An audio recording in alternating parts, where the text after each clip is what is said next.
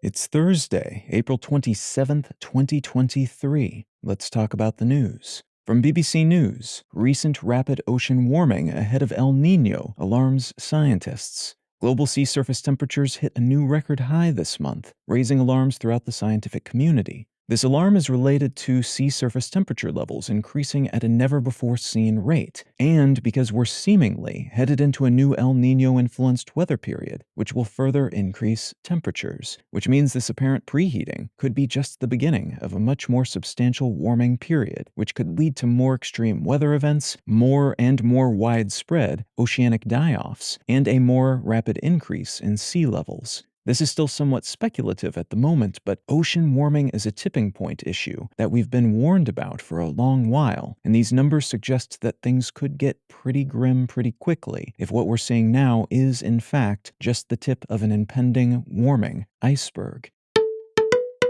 From the New York Times, British American Tobacco is fined $635 million for selling cigarettes to North Korea. UK tobacco giant British American Tobacco has agreed to pay more than $635 million following revelations that they've been profiting from business interests based in North Korea secretly for about a decade and a half. The company said that it sold its share in a North Korean cigarette business in 2007, but it continued to profit from that venture behind the scenes through a third party until just recently. The company pled guilty to conspiracy to commit bank fraud and violating a sanctions-related law, and this fine is meant to serve as a warning to other companies not to get on the wrong side of the U.S. regulatory system, which establishes and manages these sorts of sanctions.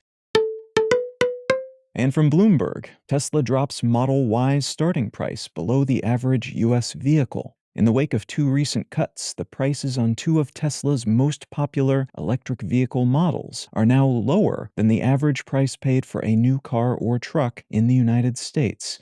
These vehicles are still not cheap. The least expensive version of the Model Y is now selling for $46,990, but that's $759 less than the average price paid for a shiny new vehicle in the United States. And it represents a new stage of EV competition in the country, as all sorts of automakers release increasingly appealing offerings, and as a slew of new government incentives reduce the practical price paid for some relatively few models by up to $7,500. If you're finding some value in One Sentence News, consider leaving a quick review wherever you get your podcasts and/or sharing the show with a friend. You can find out more about this show or subscribe to the email version at onesentencenews.com. And you can support this and other related projects, like the Let's Know Things and Brain Lenses podcasts, at understandery.com.